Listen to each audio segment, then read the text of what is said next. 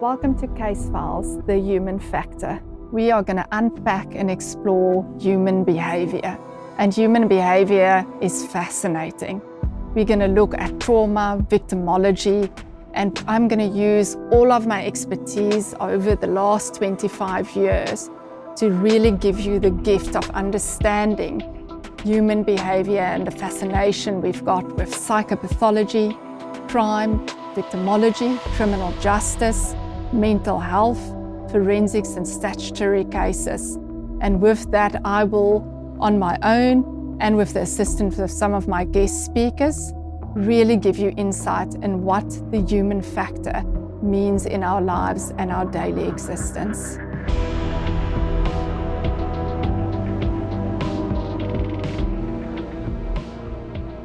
Welcome to the human factor. We're going to talk about quite a heavy topic today, and that is femicide. So femicide is the killing of women because of their gender. Now, it is a topic that has been in the news a lot, and it is a worldwide crisis. And it is a crisis because with every person that is killed because of their gender, we have to sit up and we have to really wonder what is going on. Why is this happening? And what are we going to do about it? So a few months ago, I went to a conference in Melbourne, and this was the topic, and I wrote a paper on it, and I just sat again and I thought, we need to really take this topic serious. I'm not suggesting that we're not taking it serious, but it is still happening, and it is happening a lot. Gender-based violence is a significant problem in society, and we will need to do better if we want to see and we want to facilitate change. So there is a complexity around femicide because it is interconnected with attachment. And that is what I will talk to you about, because we can't just understand it simplistically, one layer of, well, there was an argument and someone killed someone. Often in a partnership, there is anger, there's a fight, and then it led to a murder. It is more complicated than that impulsive reaction. It is often we see not an impulsive reaction, but it is deeply embedded and ingrained in quite a complex psyche. So I would like to unpack it today, that there's an understanding for each and every person that have lost a person because of femicide, that the society as a whole needs to understand what are we doing systemically to really look at the serious issue of femicide, and we need to look at preventative measures to put in place that gender-based violence becomes something that is historic, that we have found creative solutions, intellectual, scientific solutions, empirically based and research-based solutions on what do we need to do to prevent femicide from happening. Now, if we look at femicide, and I look at some of the cases that I've been involved in where this has taken place, it is a very traumatic experience for the people that are left behind, and for the person that's life has been taken, and the devastation that life ends through such violence, that they have been killed because of their gender, needs to be really looked at carefully and unpacked. I've sat with some of these family members, and what comes to mind is a case that I did many, many years ago, and it is tragic to speak to the people that have been left behind. There's an emptiness that can never be replaced because they've lost their mother, they've lost their child, and they've lost their colleague. And very important that we look at this and that we really analyze femicide and we understand, why is this happening? We need to look at preventative measures of how does it happen that a person's emotional regulation becomes so dysregulated that they take someone's life? How does it happen that someone's interpersonal relationships becomes so tragic that they murder someone and they take someone's life? A passion killing that occurs because there's an obsession, there's jealousy, and that plays out into a killing. We need to look at people's conflict resolution mechanisms.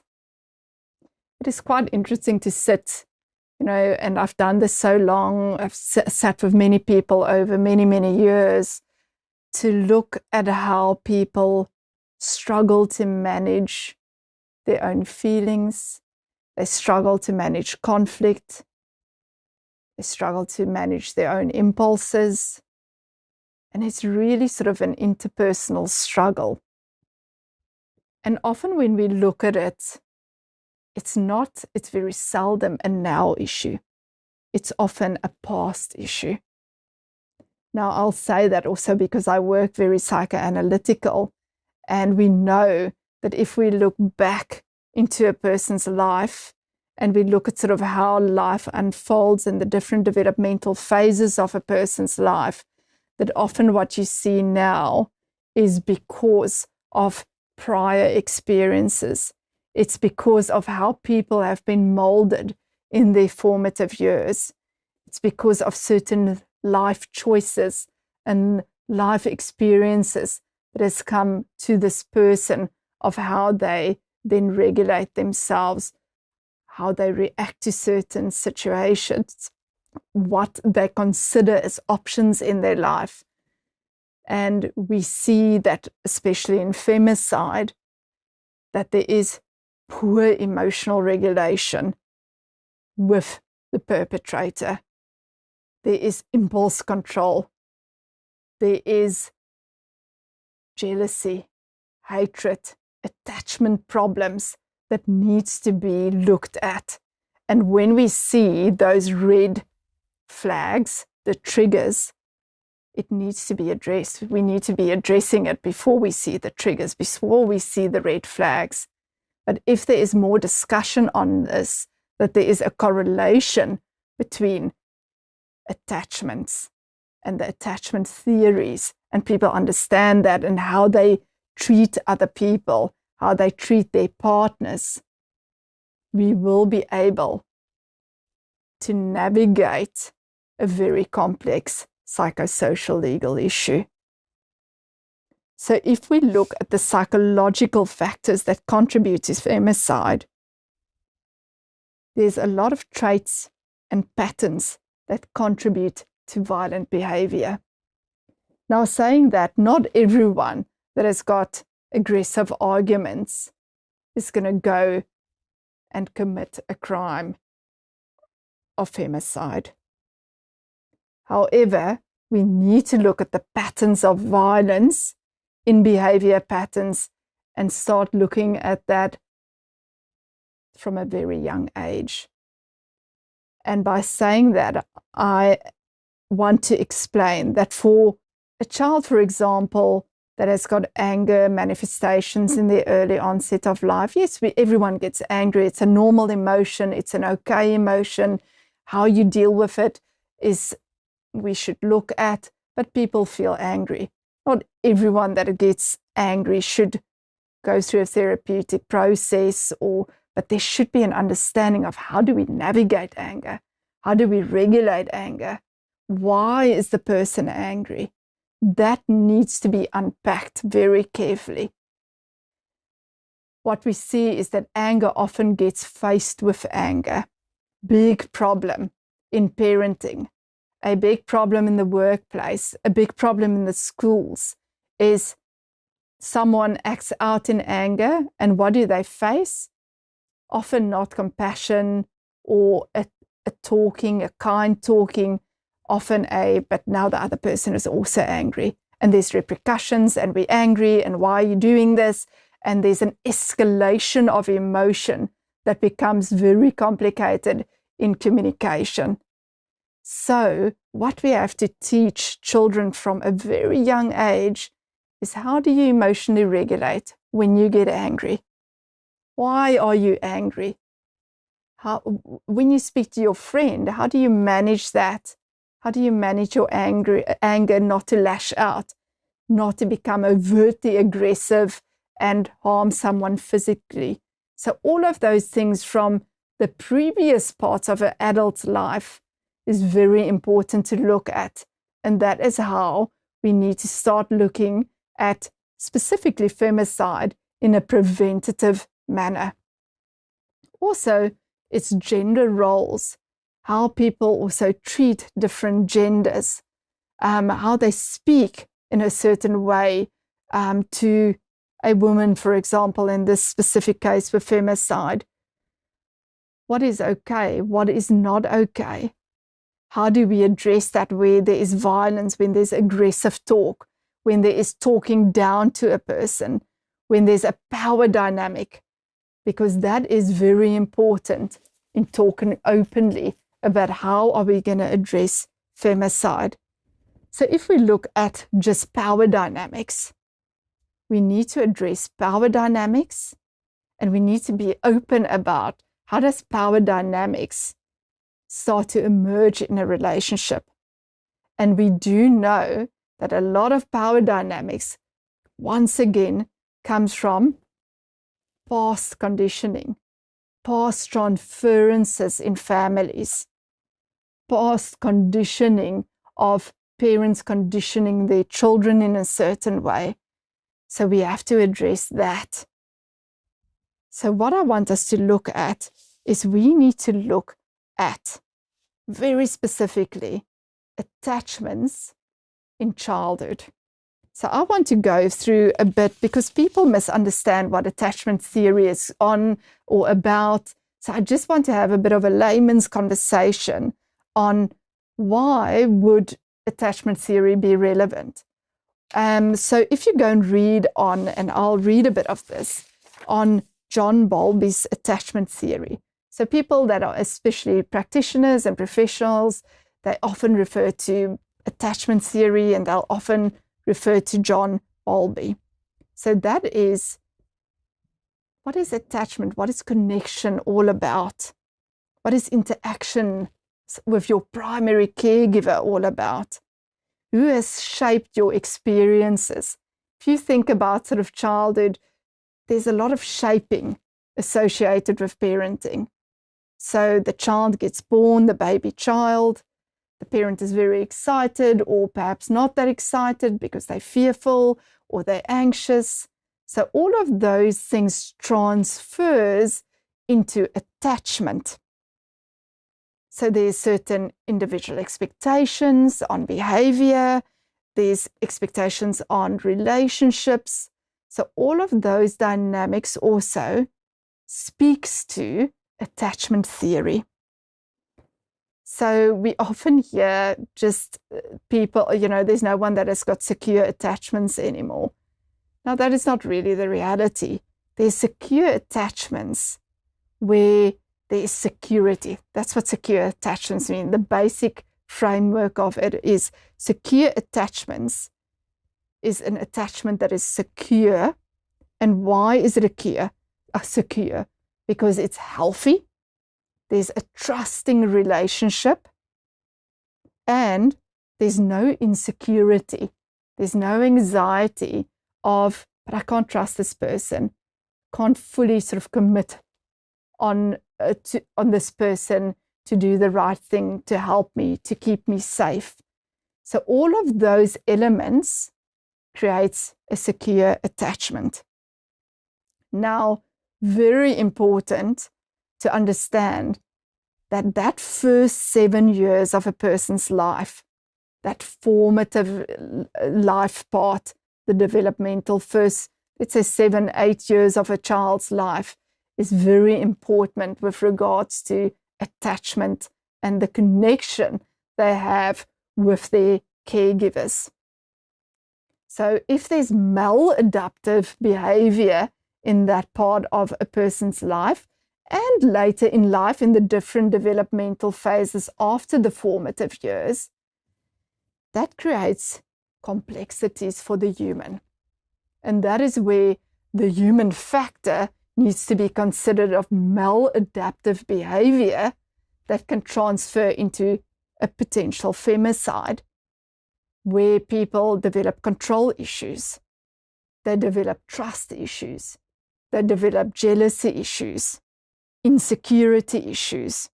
And with all of these things of jealousy, possessiveness, a fear of abandonment, that is all associated to attachment theory, that is where the risk increase. And as soon as there's a risk increase, there can be a control issue in a relationship dynamic, and the power imbalance shifts,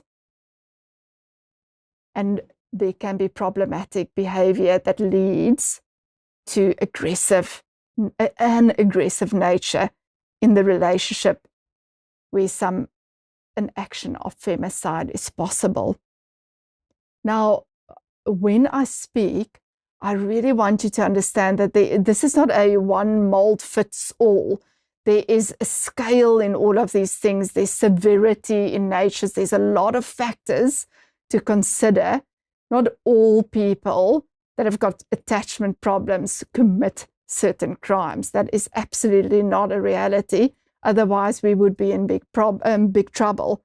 So it is just, we have to think about a scale of things that occur in a person's life, and it's got a severity, and there's a lot of factors and risk elements that needs to be considered, a lot of maladaptive factors that can have an influence, complex attachment problems that can lead then ultimately to femicide, the killing of the female in a relationship or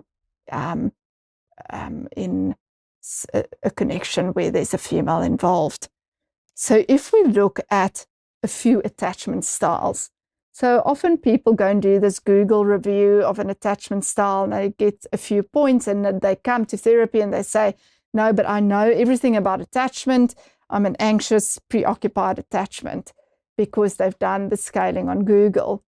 Now, Google is fabulous, but it also comes with limitations, and they don't always have the credentials and the qualifications of someone that actually knows and are specialists in attachment theory. So very important when we really go and look into our own attachments, and when we look at our children's attachments or people around us, to go and speak to professionals about attachment. I really base a lot of my knowledge and my theories and my work in helping people on first steps is, what does your attachments look like? Let's look back in your life and look at what has happened, and then we navigate a plan going forwards. So in attachment theory, very important for every person and for every human that is trying to make sense of their actions, their reactions, how they are in a relationship. If they start developing problems in a relationship, often go to attachment theory, because that will be very enlightening in why you do something within a relationship. May that be in a romantic relationship, may that be in a partnership at work, may that be with your relationship with your children. We've got a lot of relationships in our lives, and a lot of it has got to do with our attachment theories and how we've developed our own attachment stuff. So let's look at anxious preoccupied attachment. So individuals with this attachment style can display, and I use the word can, it's not always, but they can display intense fear of abandonment. So that becomes problematic in a relationship, because if someone feels that they're going to be abandoned the whole time, that becomes a power imbalance, because it may be you know what, I'm just going to go out for a sandwich this afternoon with a friend of mine, and the partner feels abandonment, it gets triggered, and they think, oh, this person is having an affair because they're going to have a sandwich. They're not really having a sandwich. They are meeting someone behind my back, because that trigger of abandonment is overwhelming for the anxious, preoccupied human. Now, what does that create? It creates a heightened sensitivity to the perception of rejection. And the reality in life is no one wants to feel rejected in life. We want to feel a sense of belonging. So if that individual feels that sense of rejection, it can become such an overwhelming feeling of rejection, and it triggers that abandonment feeling, that they may react.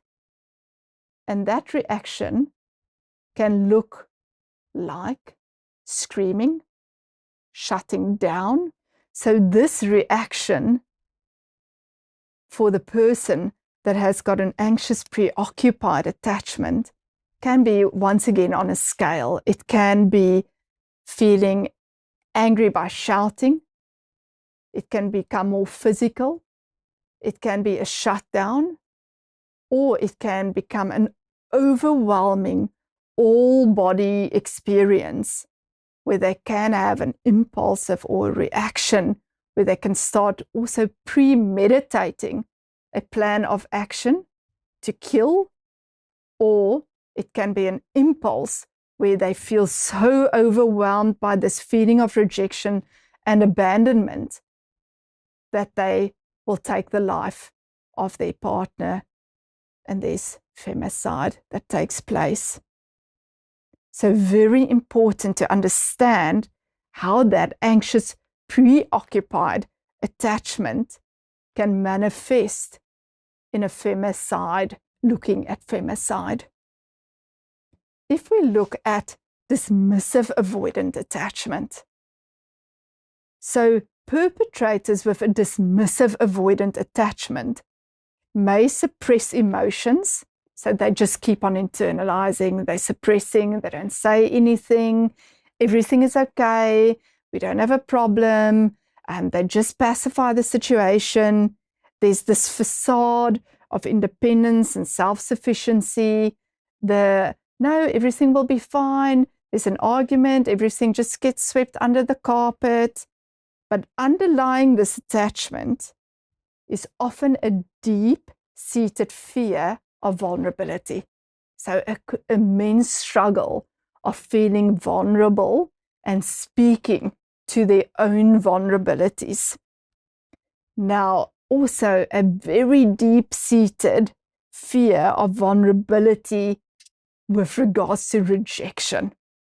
So rejection, if they feel rejection in any sense, that really creates them to feel a sense of vulnerability that they cannot navigate.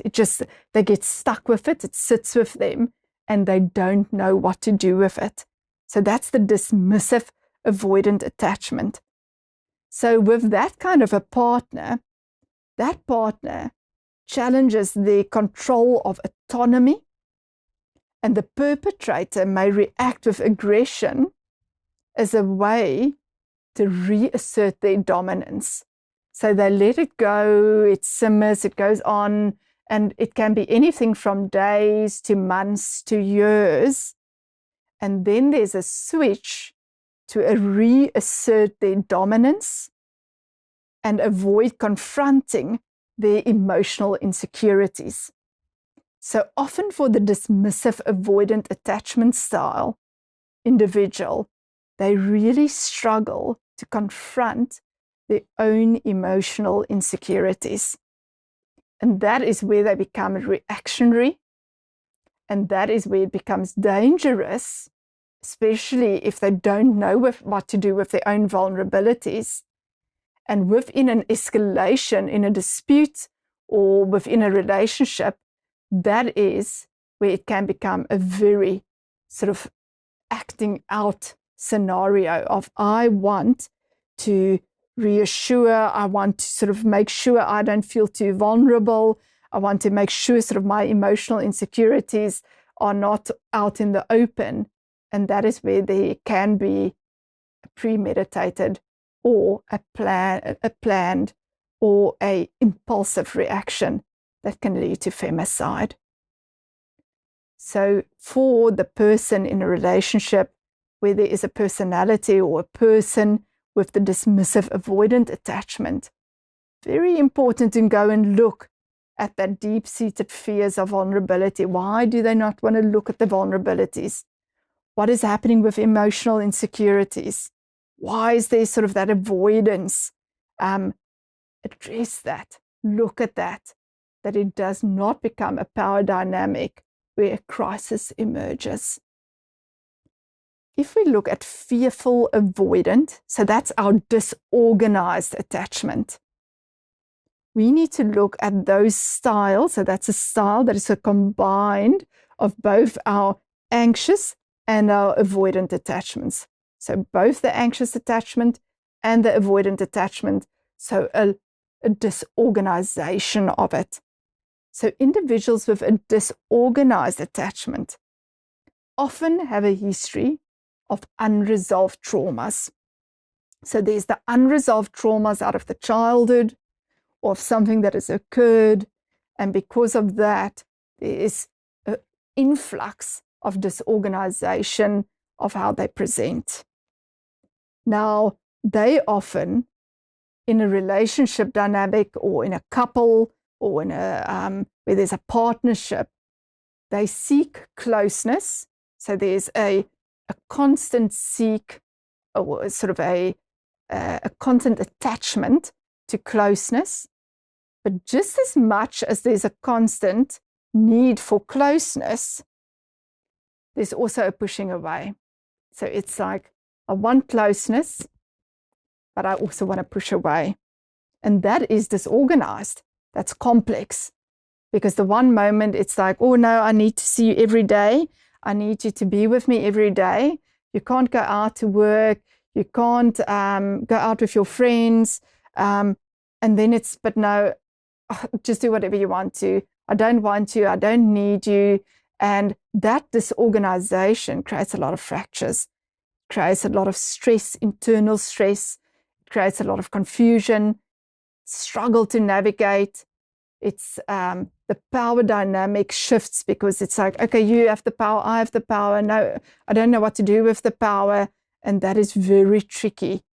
Now, that often emerges, is what I've said, because of past traumas. So a history of trauma, something that has happened that is not been dealt with, childhood complexities that has occurred and that has not been navigated or looked at carefully, and that disorganized attachment then emerges later in adult life within relationship dynamics. Now, the relationships with the fearful, avoidant, disorganized attachment person, it is often characterized by intense emotional volatility. There's a fear of both intimacy and abandonment. So as you can see, it's sort of, you're sitting on this boundary and it's like, okay, I want the fear of intimacy, but I want the fear, but there's abandonment. I want to be in the middle, but I also want both. And they shift constantly through that sort of intimacy abandonment. So there's a lot of volatility and there's a lot of generation of impulsivity. And impulsivity can become dangerous because when we are impulsive, we don't regulate, we don't think rationally at times. We can be triggered very easily. There can be an escalation. And it can lead to a dangerous high-risk situation when there's a conflict in a relationship, and it can end into a femicide dynamic. So this instability for the fearful, avoidant, disorganized attachment creates a risk for violent outbursts and they struggle to manage conflicting emotions. So with the disorganized attachment in a relationship, it becomes complicated because when you address reality, it's a struggle because there's often a need for the fearful avoidant to not fully attach to reality. They'll rather sort of choose, and it just happens, they don't always choose, it just merges into the communication style that they having a violent outburst. And the more you try to regulate, the more violent the outburst becomes and the more irrational the situation becomes. So to manage conflict in those scenarios can be very, very tricky. And femicide can occur in those dynamics. I've seen in some of the case analysis, and I've seen in some of the cases that I've looked at, that is often the fearful avoidant disorganized attachment is often found in femicide cases because of the violent outburst nature, because of the dysregulation, because of the disorganization. It becomes a very complicated power dynamic in a couple. And it's very difficult for the person that is faced with that to step out of that without being injured. And when I talk about injury, it can be psychological injury.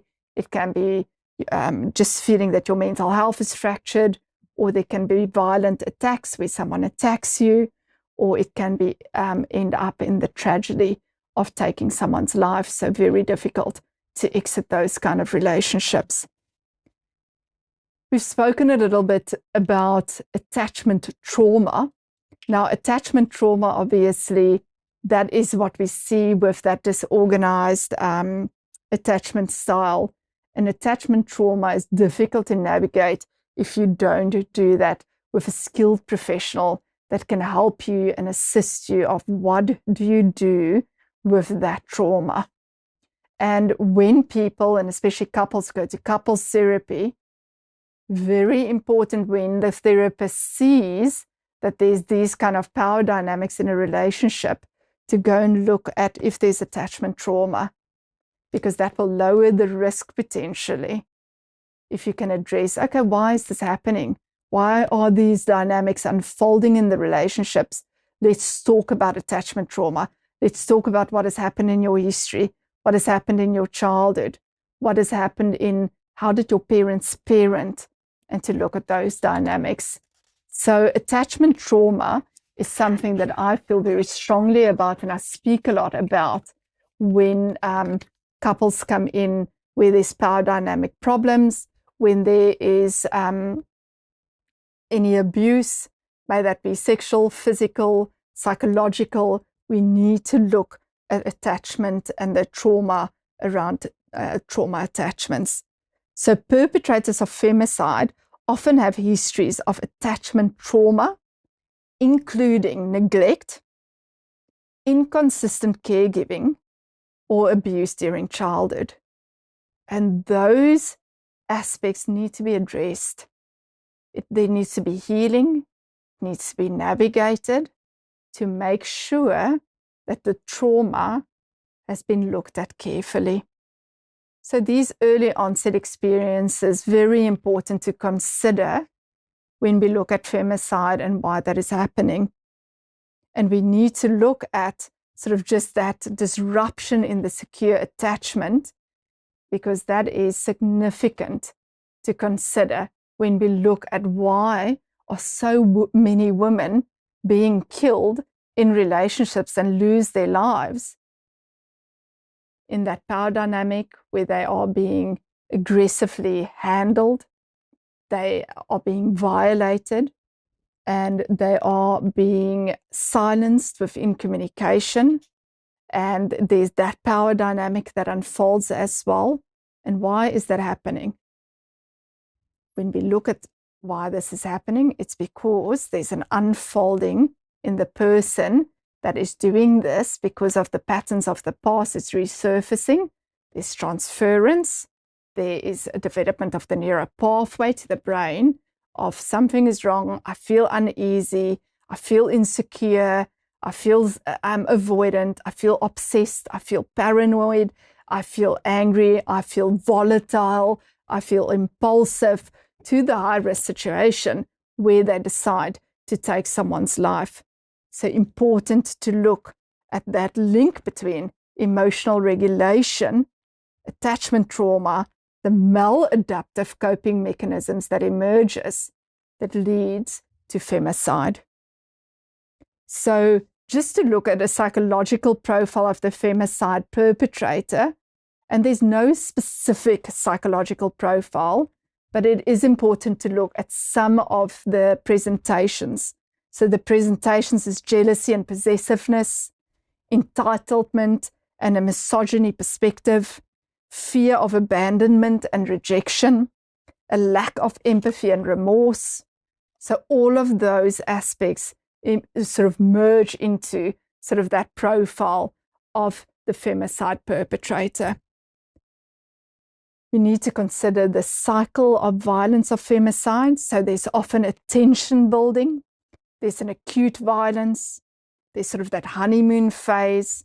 So all of those phases in the cycle of violence happens over time until sort of the tragic loss of someone's life. Very important that we try to attempt to every day break that cycle of violence. It is happening too much that women are losing their lives because of femicide. In my presentation that I did in Melbourne the other day, I put up a slide where it was in Europe, where they put out all of these red heels in a pathway in a street of Europe, of symbolizing how many women has lost their life of femicide. And it is huge. We need to do better. We need to look at this, we need to look at it more critical.